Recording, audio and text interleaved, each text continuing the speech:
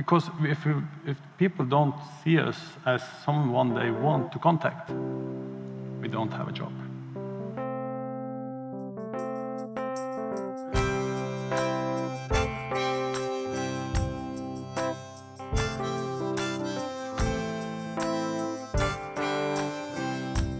Welcome to Talking About Kids. I am your host, R. Bradley Snyder, researcher, activist, and author of The 5 Simple Truths of Raising Kids. My guests this episode to talk about Norway's anti-bullying ombudspersons, what they do, their value, and tips for bringing this important initiative to your community are 3 of Norway's most experienced ombuds: Kaja Asmyhr, Bodil Houg, and Jan Lenning. Our conversation was recorded in front of a live audience at the 2025 World Anti-Bullying Forum in Stavanger, Norway. The 2025 World Anti-Bullying Forum was hosted by the Norwegian Center for Learning Environment and Behavioral Research and Education at the University of Stavanger in collaboration with the teacher education programs at UIS, the UNESCO Chair in Diversity, Inclusion, and Education, the Knowledge Center for Education, and the Partnership Against Bullying. This biannual conference, the largest and most important of its kind, is an initiative of the Swedish NGO Friends, and its presenting sponsor is BRP, a global leader in power sports products who, through its Ride Out Intimidation program, takes a firm stance against bullying. This podcast was sponsored in part by the Arizona Department of Health Services Must Stop Bullying campaign through its Title V Maternal and Child Health Program. For more information, go to muststopbullying.org. As a reminder, if you think an initiative like Norway's anti-bullying ombudspersons would benefit your community or one that you know, you can start the process by liking this episode and sharing it with potential supporters and change makers. And now, the interview. I think we have to announce the founding that in Norway, we, both in the kindergarten and the education acts, we have the rights for the children to have safe and inclusive environments. And that's in the law. So that's important to say, to explain our role. Because we as ombudspersons, we are independent. We have an independent service to help children, parents who meet schools with problems. Mm-hmm. They don't have the lack of trust. The typical thing we meet is parents contacting us saying, my kid is bullied. The school doesn't do anything. We don't know what to do anymore. We lost all trust that things can get better. And then we try to support, to help. One of the most important things for us is to be independent. We're not by any offices or what's it called? Municipalities or whatever. We're totally independent. And our service is low threshold. You don't need to pass any obstacles or nothing. You can call us or send us an email or whatever to make that content. Our service is free. It don't cost anything. So, Bodil, please expand on that a little bit. So, if I'm understanding correctly from Jan, it's a role that sits outside of the school that parents of children who are being bullied can contact for help. And children themselves, actually. Say that again.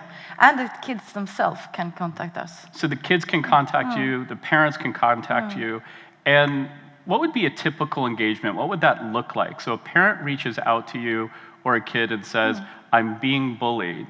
I'm being bullied, or the parents said my kids are being bullied, and the school doesn't do it. They don't see it as we do, or they won't listen to us.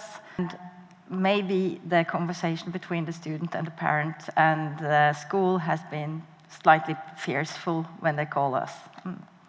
Excellent. And then what's the next step then? So they've contacted you. I presume that you ask if they've already tried to work through the school directly, right? That's the first question. And that's our first thing when we talk to often the parents. Okay. Because in kindergartens and primary schools, often the parents contact us, and we check out what's done. Right. What did you experience so far? Did the school do their job? Do they have explored it in some actions, and what's been done? And often when they call us, I'm sorry to say, it's quite a lot of actions and understanding of the problem. So the school understands the problem one way, and the parents and the kids in another way. Right. And there's a miss. And sometimes it's not the lack of actions, but the lack of the right actions and the investigation, the analysis, and finding out what's the real problem here. And I think that's an important part of our work, to help the schools do the investigations and do the analysis, and kind of finding some kind of common ground between parents, school, and students for what is your daily life looking like? What makes it trouble to come to school? What's bothering you? How can we help? And to find this common ground is essential to be able to help. And as you've been talking about, there's often quite a high level of conflict. And especially with the younger kids, we see that the parents and the school are so caught up in debating who's right. Right. So the child is silenced. And that's a really, really large part of our responsibility, to making sure that the kids are heard. And yeah. If I might, for just a second, Jan, anybody who has worked in a visible role in anti-bullying in a community has had a parent contact them and say, my kid is getting bullied at school, and they're not doing anything about it. Can you help? I briefly ran a bullying research center at a university, and parents found my number somehow and would say to me, can you intervene with my school? The school is doing nothing to protect my kid. Now, your role is to be neutral, but the parent has contacted you, or the child, as you mentioned, has contacted you. How do you go into the school after being contacted by the parent and the child and maintain that neutrality, stop and prevent the school from being defensive when they see you kind of coming in as a team with the parent and the kid? Our guideline is to make sure that the decisions made is in the best interest of the child. So very often, almost always, it kind of depends, but almost always, we parents are allowed to contact the school. Okay. And have the first conversation with the school without the parents present, because we need to ask a few questions, and we need to understand as much as we can from the situation. Because if you call me as a dad, I will listen to you, and when I give you advice, I will give you more of the same, because I'm invited into your perspectives. So we need to have both to be able to contribute with something else. And yeah. Jan. And that's probably the most important thing, to manage the role in. We're often the man in the middle between the parents and the school, and how we can make the school also safe, that we are not there to take them or punish them or something. Another thing to say about the anti-bullying ombudsman in Norway is that we are in counties. So we are in different counties.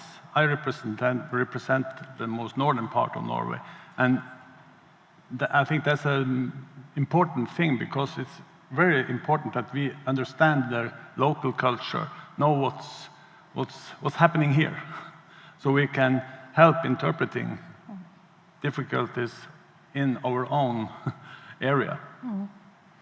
Bodil, you've seen this program evolve. You were there at the beginning. First of all, talk about those first few months or even years of trying to get this started. What sort of things did you learn about a program like this in those very first days? It was a lonely role in the start, I must admit that. It started as a political initiative, and it was only me in the start for the first 2 years.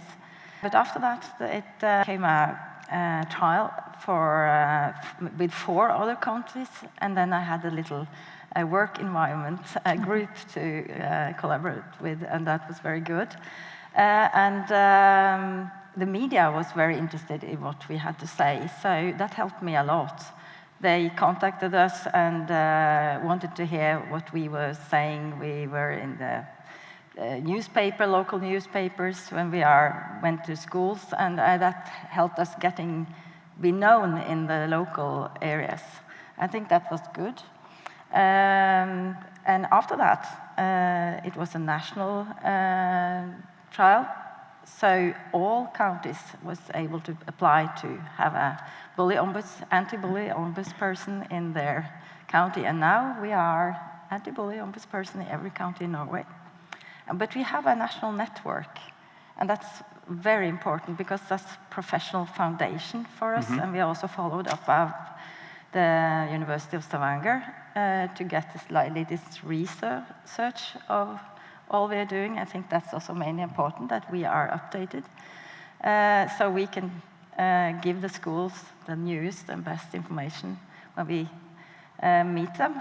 But there are one thing in this chain of things that happen when they contact us, that after we have been to a school and we see there is a lack of competence in the school about how to figure out what happened, for example, then it's very important that we also go one step up and contact the ministry of this school and say, what are you going to do about that?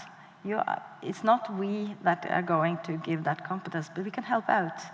So this is one of the roles we also have. We lift it one step up, and we remind them that this is your responsibility.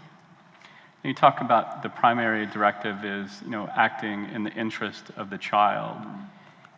Have any of you experienced a moment when it really benefited the school to have you involved?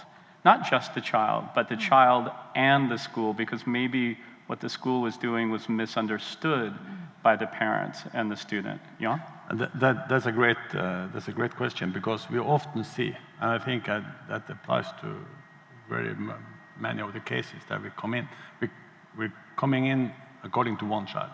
And during the work, as Bodil says, you experience that here is a lack of things. How they intervene, how they unfold the problems. And the school sees, oh, here we have some lack of knowledge or understanding. So it's often the start of a bigger for the school. That's quite normal. And I think our position to be so clear on that we speak on the behalf of the children. We gain trust easily with the parents, and so we see that the parents' action contributor to keep this going. Like, I had a conversation with a dad who has just grabbed the child in the schoolyard and just yelled at him, and he was so embarrassed because he knew he shouldn't have done it, but the boy he had grabbed had been bullying his child for 2 years, and he was desperate, and he was so sad he had done it because he could see this will not benefit my child. And he actually picked up the phone and said, please help me, what do I do now? And he was brave enough to call the boy's parents, and they mended it. But sometimes the parents do not see their role as this dad did, and then that's also our task, to tell them that what you are doing now is not in the best interest of your child. Take 2 steps back, please listen. We can also help emphasize the intentions of the school. We, as you said, we know about the research, we know we know how to kind of work towards the end goal, who is to make this child safe. And sometimes we need to tell the parents to kind of get in line with what the school is doing. This is good work, this will work with time, and we can give the school some space to do their work too. Because our main goal is to protect the best interest of the child. And in my experience, parents really do respect that when they get to know us. Bodil, what Kaja is describing are dysregulated parents. Yeah. And it's something that we're hearing schools complain about more and more. Obviously, for a while, they've been worried about the dysregulated students that they have in their classrooms, but especially in the United States, we're seeing a lot of dysregulated parents that are assaulting students or even educators. Bodil, have you been able to use your role to help the interaction so that school feels better about the parents? Yeah. Yeah. I have, and we must admit that we are at school, the professional part, and the parents are not. And they want to do the best for the children. But when you are in despair, you react in one of two. You can cry or you get angry, and it's easier to get angry actually. And you have to face that when you meet. You have to see that you meet them in a role and not as a person, but you're in a role. And talking about that with the professionals actually are helpful. And I think also that often there are conflicts between parents that are escalating the problem, and helping them to have a restore conversation that restore the so they can talk together. That's mainly important, and sometimes we can help out by just being there. Sometimes I haven't said nothing in a meeting, but just being there, being the children's part, is enough that they actually manage to calm down a little bit and see that's what's needed to do without the school, actually. Our work is very much about trust. Yeah. It's really all about trust. For instance, you mentioned here about the angry ones or the frustrated ones. They often have their own experiences, their own school days. So, in my experience, it's often very smart to talk to them sometimes. Yeah. Whereas 1 week, and then you agree for another meeting, and just me and them. Hear them out. Listen to what they're saying. Recognize what their experiences are. Talk to them about the schools has to do, and calm them down. And then we can work together with the school. So trust is everything, and according to our role to mean something, we have to acknowledge that what people talk when they have contacted us, their experiences, they're talking to other people about, contact her, contact him, contact the anti-bullying ombudsman, he is nice to talk to. So that's a very important thing.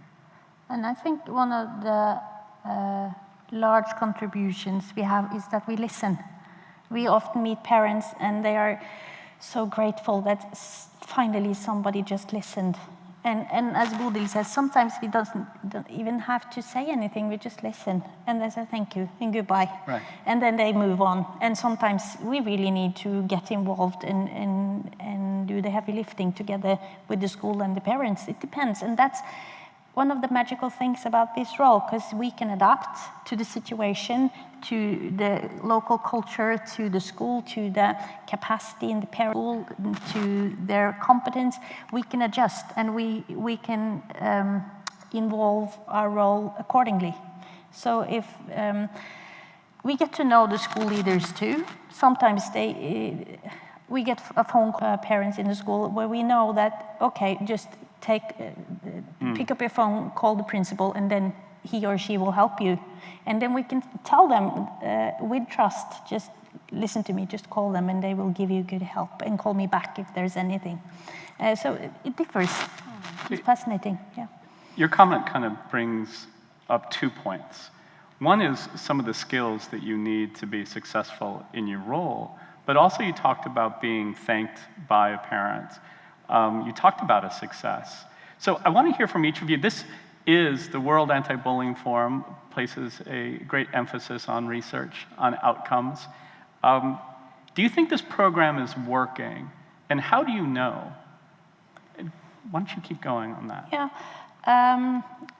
Sometimes I think we need to look backwards in our work. We are involved when things are difficult. And gradually, when things get easier, we kind of pull back. Because our main goal isn't to, like Bodil said something, we do not want to interfere and take control and solve the situation. We want to work like backstage, together with the adults who are responsible, like the teachers, the principals, the parents, the school nurse. I think it's kind of unethical if we get too involved with the children or the students, because we will go away. So when we see that the situation is under control, the local system is able to handle the situation, we kind of take a step back, and we kind of ease us out of the situation. And then it's the next one, and the next one, and the next one. So when I write my yearly report, we report, that's another topic, but once a year we deliver a report, and it is so satisfying looking back, kind of counting. I had last year about 100 cases involving one child. Wow. And when you can kind of count backward and see, and like 85 of them I could close within a year. And I close when the child is having a better situation and the local system is taking care of the child. So that's kind of how we can sometimes just take a breath and yes, we did a good job. Bodil. But you're asking a very important question. Does it work? Yeah. And we are not something that is written in the law. That means that you could just put it away if it's not working. And I think that's very important that you from time to time evaluate, is it really working? Are we doing what we're supposed to do? Are we good enough in what we're doing? Is it the same all over the country? And we are constantly asking these questions within the group, because if we don't, we are missing out. So I think that's an important question. I don't have one answer to it. But what we do have is to ask our stakeholders, the politicians. They still want us there, so that might be an answer. But I think the most important group to ask is the kids themselves, and to have their voice heard in this. So we ask them every year when we're doing the report, ask them, is this working? What is working? Why is it working? Just to be sure that at least someone from the most important group can give us some answers about it. But it's a non-stopping question. So. Jan, you answer. Is this working? I think it's especially working for the persons who contact us. And you asked also what do we have to know, what do we have to be as an anti-bullying ombudsman. And we're here in a conference heavy on knowledge and research, and I think a big job for us is to simplify it, to make people know what we are talking about. What do I need as an anti-bullying ombudsman? And I can look at my colleague here, and it reminds me one of the best stories ever, because she was contacted by a girl at the age of 17. And at the end of the talk, she asked her, "What made you contact me?"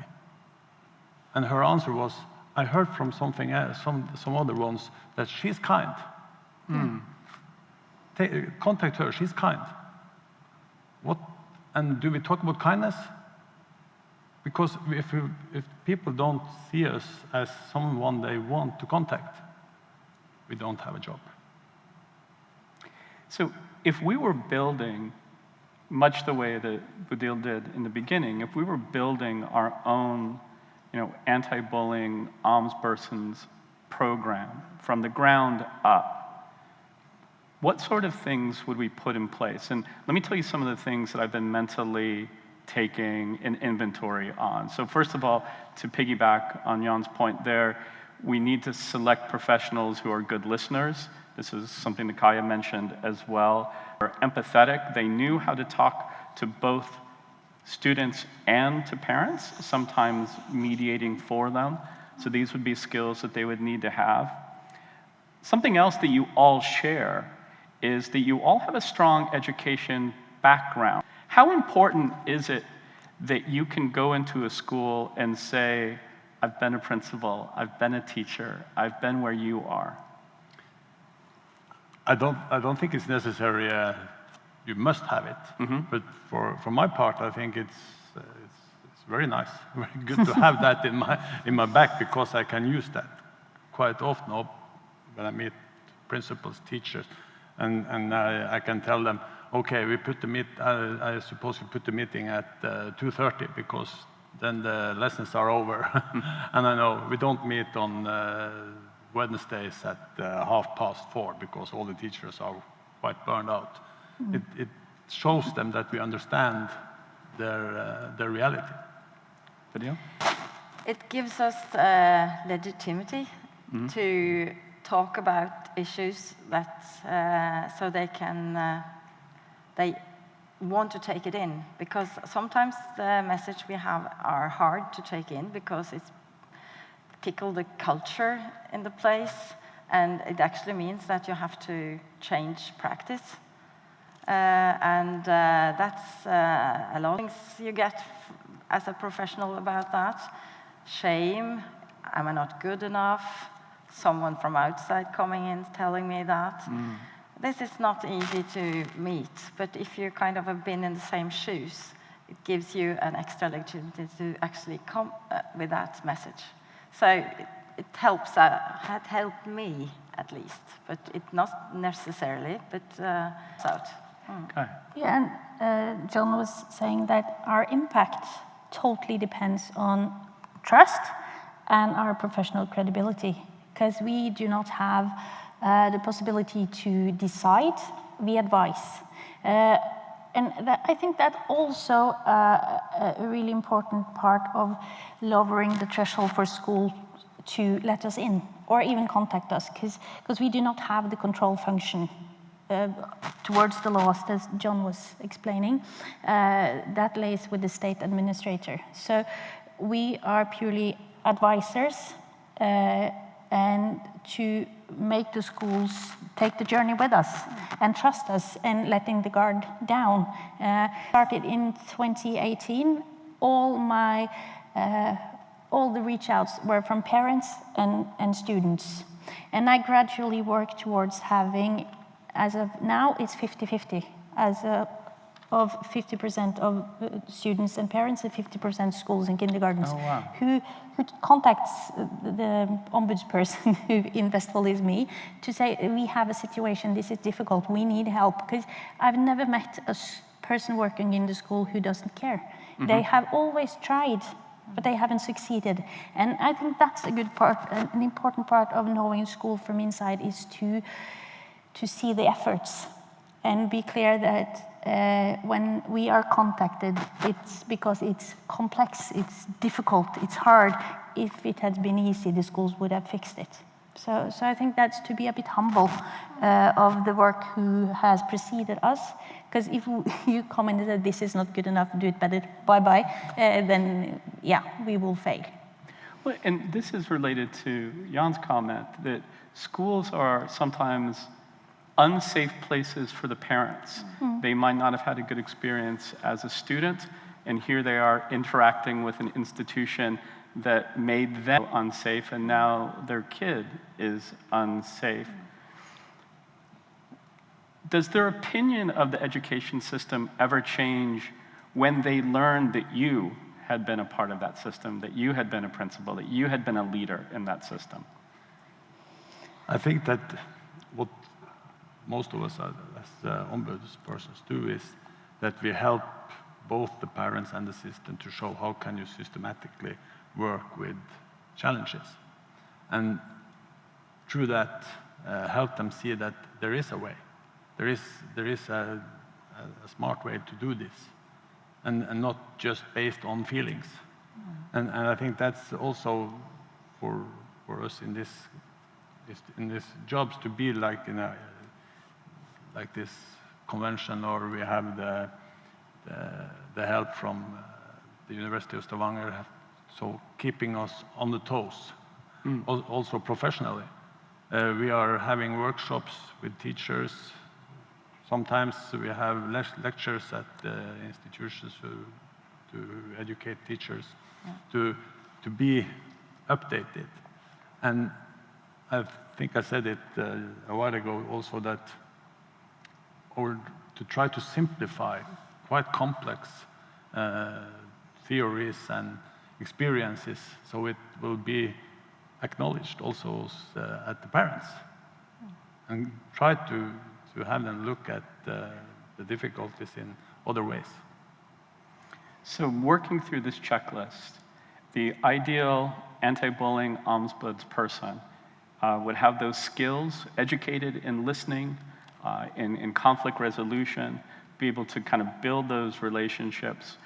They'd have a working knowledge of the education system, be seen as legitimate by the education system. It might not have to have been a teacher, but at least have that like air of legitimacy, be seen by the people in those establishments as understanding what they go through as well. Bodil, what else? What else do we want our ideal anti-bullying ombudsperson to be? Kindness is important. Kindness, yeah. Not advice, but ask questions. Take a step back. What happened here? What can we do differently? That doesn't depend on who you're talking to, but ask questions instead of giving advice. I think that's the way to get under this, the lines, and getting, because dealing with the law requires a great deal of human judgment. And to help the school and the parents and the students kind of do this judgment together. This is some of the tasks we're doing. But I would say one more thing about bringing the voice of the child into the discussions, because we talk about parents in school and we coming in, and it's so important to bring the voice of the child in. Sometimes the child is young. It's not easy to say something if you have been away from school for a long time that doesn't want to speak to grown-ups.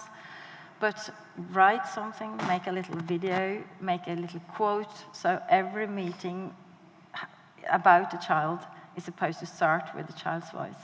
I think that gives a kind of perspective of all what we're doing, and helps also the school to have the perspective.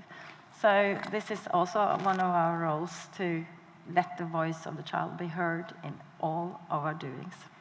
You've mentioned a couple of times, but I want to make sure that everybody understands. There's no requirement that the school follow the advice that you offer in presenting a plan or a way to help resolve the situation. Is that correct? Okay. In terms of support for you in your role, what kind of supports exist? And because we're talking about replicating this, bringing it to other communities, what kind of supports should exist? Kaja, go ahead. Yeah, the network is really important, because some of you, like Bodil in Viken, they are several persons. 5, 6? 7. 7, yeah. In Vestfold, it's me, because it's smaller. So, as you told us when you started, Bodil, it was kind of lonely. And it can easily be a lonely place. You are constantly meeting people, talking to people, connecting, distrust, but then you leave, and there's new people and new people and new people. So you eat your lunch at a different place almost every day. So to come back to your network, and what we say, we have they are not obligated to listen to us, but they do, and the parents do. And if we give the wrong advice, that could have great impact in the wrong direction. So sometimes we also need the support of our colleagues to, we have this difficult situation, we can always and to kind of play ball to see what you think is my solutions, my suggestions, my questions, are they good, would you do something different? Because the responsibility is huge and the impacts on kids' lives are huge. Sometimes parents ask us, do you think we should move? Leave this part of the country, because they connected to social media and stuff, they need to move far, far away. So, and that's not the question I want to give an answer to, but I can help the parents see the different perspectives and help them make an informed choice, but I will not make the choice for them. But in this situation, it's so important to have some supporting colleagues, because it's scary sometimes, the impact we have. Because we have the national network, as we all just said, and there are different kinds of networks. We have smaller groups, so I think there's still a lack of organizing the whole ombud system, also in Norway. But I think most of us has colleagues that we can contact, talk to. And that's also why it's quite important that we are in places like this to meet, to discuss, so that when I have a topic that's I find quite difficult, I know I can take a phone to Kaja or to Bodil, or we can meet on Teams and collaborate around what's a smart thing to do here. Well, and one of the reasons I was asking that, Jan, is, Bodil had mentioned before mediating discussions between parents and kids. And we know that there are adversities that kids can face that they have or might have a hard time processing, even with their primary care providers. Do you have the ability, do you want the ability to be able to do a handoff to a therapist in those instances? I often do that, because there are, and that's very bit back to that we have to know what's available in the part we are in. Some parts of Norway there are quite a lot of psychologists or different, so you can, and other parts there are. So to know where can you point out, but I had just to address what Bodil said, was how do you put the children's voice into the, I was in a meeting last week with a girl and her parents, she was 11, and she was in a meeting with 7 adults. What's that kind of? And I started to talk with her on her way in, and just to get to know her a little bit, what her interest was, and she loved drawing. Drawing was her thing. And during the meeting, we put in drawings all the way. And in the end of the meeting, she had created her own action plan. Her action plan was to draw the situations, and the drawings were put into the school's plan. And when we went out, the mother said, she never talked this much ever in a meeting. And this is what it's all about. I think it's an important nuance, because the child has the right to be heard, but the child is not obligated to speak up. And sometimes we see these situations, as you described, like 7 grown-ups, 1 child. And then it's time to side with the child. So I know that we do have this small conversation. Are you comfortable? Because you can see quite easily this is not a comfortable situation for you. That's why I want to go back to that earlier question. Bodil, I want to get your thoughts on that too, about the supports that should be in place for people in your role. So Jan says he's able to do a handoff to a therapist when one is required.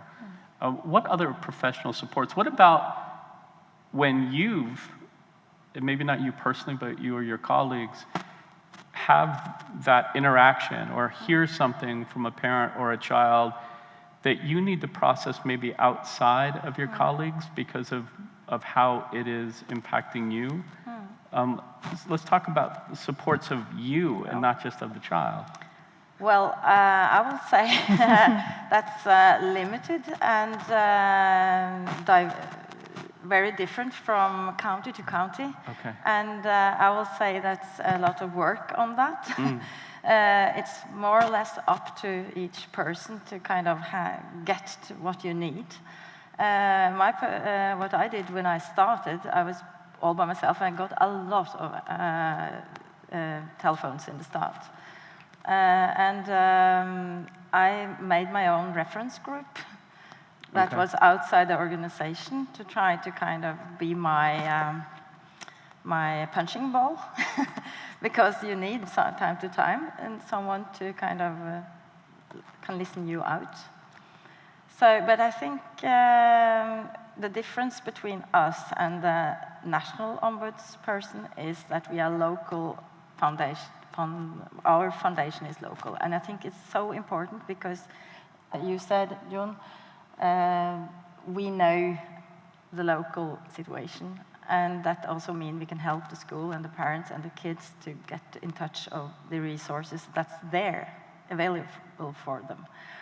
But I think the follow-up system for us should be national-based, and it is in a way now, because we have the research, we have the research for research available, but maybe it should be more also about each person, because I think that's a development we should start with. So thank you for asking. We are not perfect yet.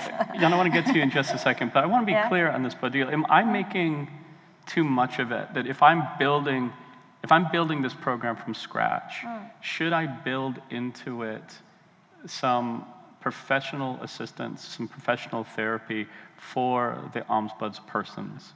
Should I make sure that that is in place before I start, or am I kind of over-dramatizing what's going on? Make it available, but not something. I think more Fair like enough. that. Yeah. But I think if you in an ideal world were to create our ombud service, I definitely would have had this kind of resource. We've been have bedriftshelsetjeneste, corporate healthcare in the office where we work, and we have the possibility to talk to a psychologist. We used it a couple of times, and it's nice. Mm-hmm. But I think it's what kind of network do you have? Do you have good colleagues? Then you can take most of it there. But it's all how you built the organization. But in an ideal world, I follow you, absolutely. Right. I would ideally make it so that you have to, like health maintenance, because if you have to tell someone when it's already too much, and sometimes we end up in situation where it's really severe, like young children who do not want to live anymore, and that's the conversation, and that's the task we are given, and then if we do not succeed in that situation, I would love to know my healthcare person before that happens. Right. We have colleagues who have been there, and we know the importance of protection and taking care of that person then, because this is life and death situation sometimes. You know, there's a phrase in consulting, project creep. That's where your role and responsibilities keep growing outside the original parameters. And as I hear more and more about what you're doing for schools and for the community, I worry about those things that aren't just a bullying situation that isn't resolving satisfactorily. I'm worrying about all these other things that might get pushed onto you. Is that happening? And if so, how do you maintain your boundaries? Yeah.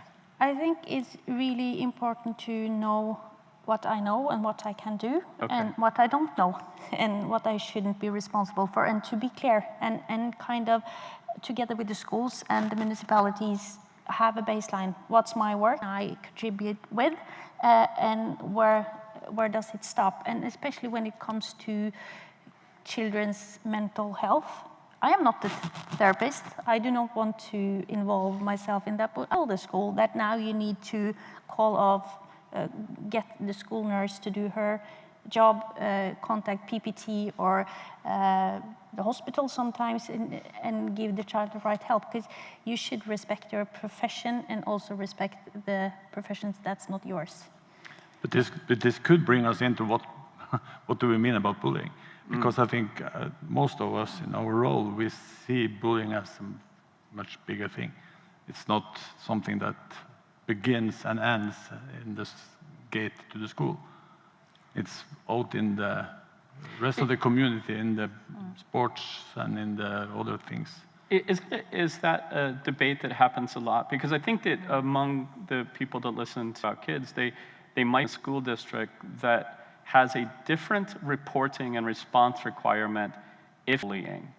And so these debates happen a lot. A school will say it's not bullying, and sometimes we suspect they are saying that because they don't want to do the extra paperwork, or they don't want that to show up on their annual report card for their own school. So do you end up debating not bullying is happening, Bodil? Yes, we do, and some people seem to be afraid of that word, and that's it's nice. The law in Norway, bullying is not the case. It's supposed to have a safe environment that provides health, learning, and inclusion, and bullying is not mentioned that. So if you don't have that, you're supposed to take action. So that is the breaking point of the action. So you remind the schools that what you can do is reminding that it's not about bullying, it's about having a safe environment.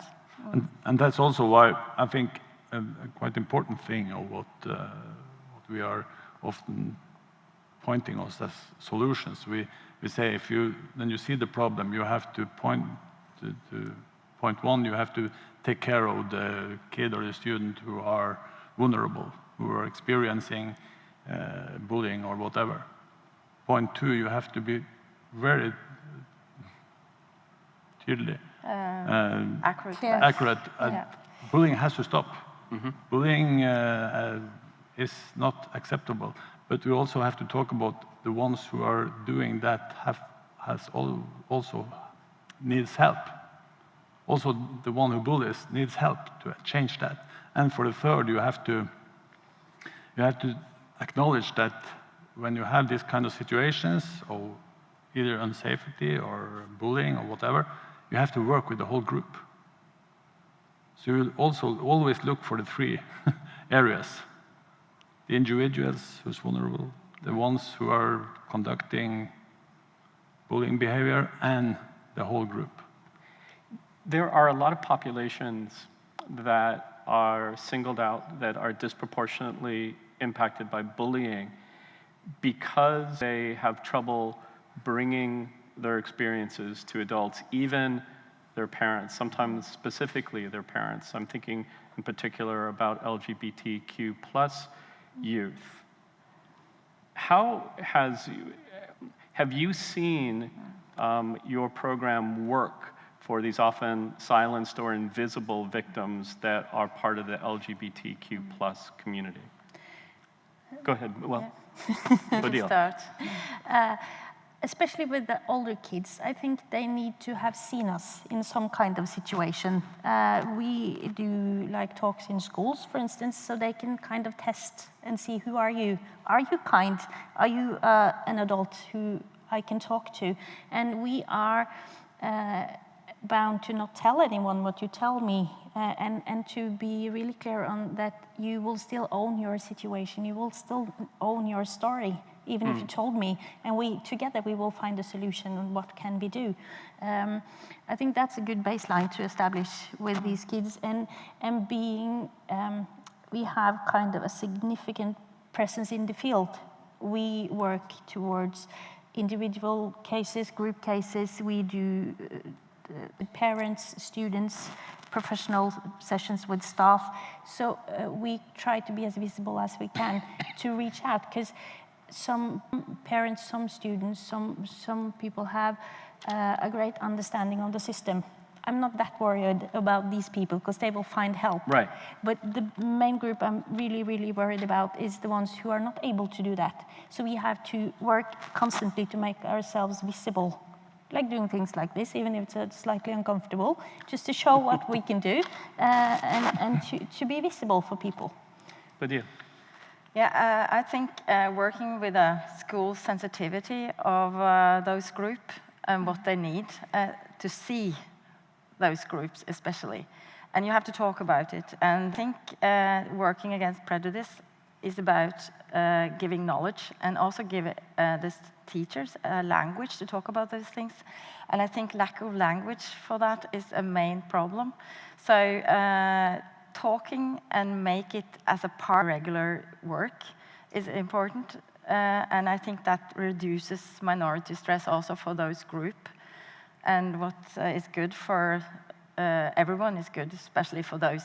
So I think making an inclusive environment is the main reason, and we help out to giving them the language to talk about these issues that might be dangerous to talk about, because there's a lot of stress if you say the word and say it in the wrong way.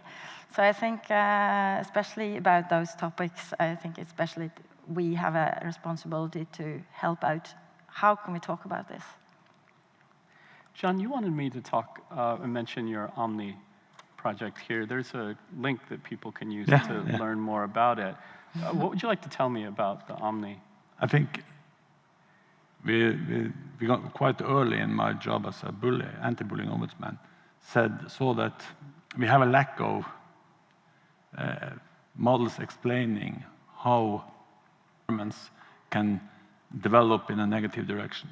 We don't see it early enough. So that was the basis for the model. And after a while, come up with the word Omni because it's all encompassing. Yeah, it's about all things surrounding kids, and I think that's also we're in cases and we're working when it's all said and done. Most of them are still going to be in the same environment. So to make understanding that we always have to experience and to act in the future. Build trust, you have to build community to help both kids, parents, all professionals, sports coaches, to have the same understanding. If I'm not aware here, if Bodil starts to call Kaja names, I have to be there. That could be the start. And that's what we try to do in the Omni model, to show it's not a program, it's a way, it's a mindset. So we try to help the public understand complex situations, knowledge, research, and explain it in a way that makes people understand that it's all about what you are doing there, right here, right now. Well, Kaja, Bodil, Jan, I want to thank you so much for everything that you do for kids. Your entire careers have been devoted to them, and for sharing your expertise around this really interesting initiative, and for being on Talking About Kids. So thank you. That was Kaja Asmyhr, Bodil Houg, and Jan Lenning. More information about them, about the resources they mentioned, about the Anti-Bullying Ombudsperson Initiative and its supporters, about the World Anti-Bullying Forum, about the conference organizers, and about BRP's Write Out Intimidation program is at talkingaboutkids.com. And when you do visit talkingaboutkids.com, send me a note. Let me know what you think. The Talking About Kids theme song is by the Senators. For more of their music, go to thesenatorsmusic.com. And remember, kids are young goats and young humans. And the difference is that young goats are easier to manage.